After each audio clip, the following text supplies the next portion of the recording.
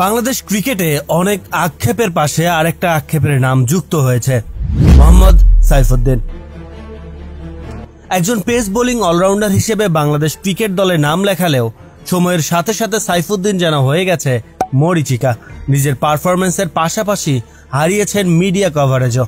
তাকে নিয়ে এখন আর আলোচনা হয় না, কেউ কথাও বলে না তাকে নিয়ে। একটা সময় ছিল যখন সাইফুদ্দিনকে বাংলাদেশের পেস বোলিং অলরাউন্ডারের ভবিষ্যৎ মনে করা হতো, তবে সেই সময়টা এখন আর নেই। দুর্দান্ত সম্ভাবনা নিয়ে 2017 সালে আন্তর্জাতিক ক্রিকেটে পা রাখলেও সাইফুদ্দিন নিজের সামর্থ্যের সবটুকু যেন ঢেলে দিতে পারেননি ক্রিকেটের মাঠে। একজন পেস বোলিং অলরাউন্ডারের অভাব বাংলাদেশ ক্রিকেট দলে দীর্ঘদিন ধরেই ছিল। মাঝে মাঝে মাশরাফি বিন মর্তুজা অভাবটা পূরণ করলেও তিনি পুরোপুরি পেস বোলিং অলরাউন্ডার ছিলেন না। তবে মোহাম্মদ সাইফুদ্দিনকে বাংলাদেশ ন্যাশনাল টিমে নিয়ে আসার পর সবাই ভেবেছিল হয়তো এইবার বাংলাদেশ পেস বোলিং অলরাউন্ডারের অভাবটা কিছুটা মোচন করতে পারবে। ভারত খুঁজে পায় হার্দিক পান্ডিয়াকে, অস্ট্রেলিয়ার কাছে মিচেল মার্টস অথবা কোনো ক্ষেত্রে প্যাট কামিন্স, নিউজিল্যান্ডের জিমি নিশাম এবং ইংল্যান্ডের বেন স্টোকস। এমন সব ভারী ভারী নামের ভিড়ে সাইফুদ্দিন কেবলই একটি আক্ষেপের নাম।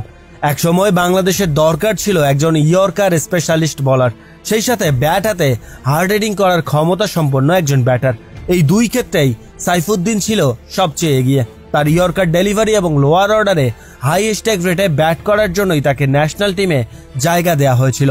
তবে মোহাম্মদ সাইফুদ্দিন ক্যারিয়ারের শুরুতে একটু আশা জাগালেও পুরো ক্যারিয়ার জুড়েই আছেন আসা যাওয়ার মাঝে। বল হাতে একজন খরুচে বলার, সেই সাথে ব্যাট হাতে পর্যাপ্ত সুযোগ পান না মাঠে নামার। যাও সুযোগ মেলে সেখানেও তার ব্যাট যেন তার পক্ষে কথা বলাই ভুলে যায়। বন্ধুরা, আমি আপনাদের সাথে extendbd.com সাইট সম্পর্কে উত্তেজনাপূর্ণ খবর শেয়ার করতে চাই। কোম্পানিটি দীর্ঘ সময়ের জন্য বিশ্বস্ততার সাথে কাজ করে যাচ্ছে। তারা ক্রমাগত ডেভেলপ করছে এবং বিপুল সংখ্যক নতুন গেম সংযুক্ত করছে, যাতে আপনি বৈচিত্র্য এবং বড় পুরস্কার জেতার সুযোগ উপভোগ করতে পারেন। অ্যাভাটার গেমটি ব্যবহার করে দেখতে ভুলবেন না, যা জনপ্রিয়তা অর্জন করেছে কারণ এখন একটি সহজ বৃদ্ধি করেছে। স্পোর্টস লাইন এবং ভাগ্যের চাকাতে মনোযোগ দিন, আপনি এটিকে প্রতিদিন একেবারে বিনামূল্যে স্পিন করতে পারবেন। এটা বলা নিরাপদ যে এক্সটেন্ডবিডিতে রয়েছে দ্রুততম টাকা তোলা বাজি ধরার জন্য সেরা শর্ত এবং একটি সহজ ইন্টারফেস। আপনি এগুলিকে সমস্ত সামাজিক নেটওয়ার্কগুলিতে খুঁজে পেতে পারেন এবং দুর্দান্ত পুরস্কার পেতে পারেন, কারণ এক্সটেন্ডবিডি নিয়মিতভাবে এর গ্রাহকদের জন্য সুইপস্টেক রাখে। আপনি যদি এখনো সাইটে নিবন্ধন না করে থাকেন তাহলে তাদের সাথে যোগদান করেন এবং একটি অবিশ্বাস্য স্বাগত বোনাস পাওয়ার জন্য এটি একটি দুর্দান্ত মুহূর্ত। তবে আপনি যদি ইতিমধ্যে এক্সটেন্ডবিডি ব্যবহার করেন তবে শুধুমাত্র আমার গ্রাহকদের জন্য একটি সম্পূর্ণ অনন্য বোনাস দেয় তারা। এখনই ওয়েবসাইটে যান এবং ডিপোজিট বিভাগে আমার প্রচার কোড ফ্যাক্ট গিফট লিখুন। আপনি আপনার উপহারে আনন্দিত ভাবে অবাক হবেন। বিস্তারিত প্রিন্ট করা মন্তব্যে আছে এক্সটেন্ডবিডি, এনজয় অ্যান্ড উইন। এর বাইরে আছে ইনজুরির ধাক্কা। গত টি-20 বিশ্বকাপেও ইনজুরির কারণে স্কোয়াড থেকে ছিটকে পড়েন এই ক্রিকেটার। তবে যেভাবে যেখানে সুযোগ পেয়েছেন নিজের সামর্থ্যকে কি সেভাবে তুলে ধরতে পেরেছেন সাইফুদ্দিন? এই প্রশ্নের উত্তরে বলা যেতে পারে সাইফুদ্দিন পুরোপুরি ব্যর্থ। 2019 বিশ্বকাপে সাইফুদ্দিনকে বাংলাদেশ ক্রিকেট দলের ট্রাম্প কার্ড বলেছিলেন অধিনায়ক মাশরাফি বিন মর্তুজা। তবে সেই বিশ্বকাপে ট্রাম্প কার্ডের ইম্প্যাক্ট কি হবে সেটা আমরা দর্শকরা অন্তত দেখতে পারিনি। 2017 সালে আন্তর্জাতিক ক্রিকেট ক্যারিয়ার শুরু করলেও এখন পর্যন্ত 29টি ওয়ানডে এবং 34টি টি-20 ম্যাচ খেলার সুযোগ হয়েছে তার। আর ম্যাচের চেয়েও বেশি গতিতে পড়েছেন ইনজুরিতে। ইনজুরির কারণে বারবার ছিটকে যেতে হয়েছে দল থেকে। ইনজুরি কাটিয়ে আবারও দলে ফিরলেও নিজের সেরা ফর্মে ফিরে আসতেই আবারও ইনজুরিতে পড়ে যাচ্ছেন এই ক্রিকেটার।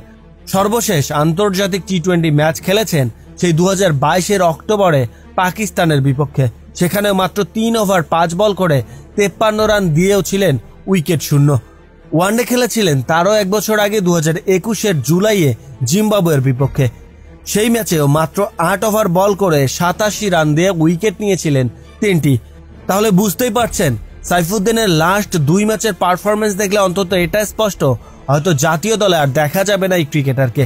কারণ কম্পিটিশনের এই যুগে ইতিমধ্যেই ন্যাশনাল টিমে জায়গা করে নেওয়ার জন্য আরও ভালো অপশন চলে এসেছে বাংলাদেশ ক্রিকেট বোর্ডের হাতে।